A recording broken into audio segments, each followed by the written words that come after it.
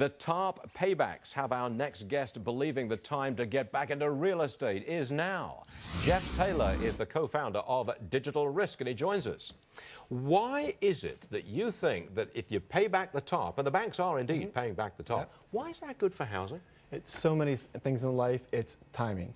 Right now they're paying back the TARP money, and all of a sudden they're taking a step back and saying, okay, where am I going to make money? You have interest rates at a 60-year low.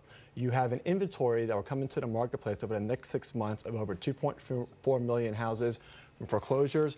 You have people who are looking to buy aggressively, and ultimately you're looking at between the 30 to 50% decrease in what the prices were 2 years ago. Consumers. I see the equation, but what's that got to do with TARP? TARP, because TARP obviously, like you said, was a great backstop to the financial system, but paying back the TARP money is probably going to have them really focusing on, okay, making money in 2010, 2011, what's that asset class that can give me the yield I really need? And the housing industry has always been, if done correctly, and we know a lot of it wasn't, can provide a tremendous amount of returns. And that's where I think you're going to see it. I take your point.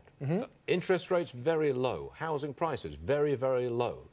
Banks have the money to make the loans. We got it. Okay. But you've got to believe that this is a very long, drawn-out cycle. If I buy a house now for X number of dollars, it's going to be a long time before I see a 20 or a 30% gain, wouldn't you say? I don't know. Right now, take a look at that. If you've got, right now, there's a lot of people who want to sell, and you have, like I said, 2.4 million houses coming out of foreclosure. So if I look at something and say, you know something, I'm getting a good deal on it. I believe it's probably worth 20 to 30% less than what the market's looking at it right now, and I'm a consumer, this is actually a time to buy. I feel like I could be getting a deal right now on it. And if the lenders, which is the most important thing, have the quality control measures, analytics, proper appraisers, fraud, yes, 30-year fixed 5%. But you are talking not so much about the individual homeowner, young man, you know, just setting out in life. You're not talking as much about them as you are about the speculators. Speculative money coming in, not flipping necessarily, but speculative money coming in, prepared to buy now and sell in 2 or 3 years' time.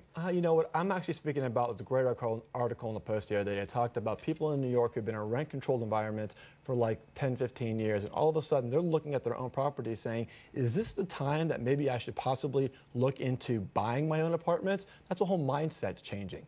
You wouldn't have ever seen that. They've been there for 10 years paying $700 a month.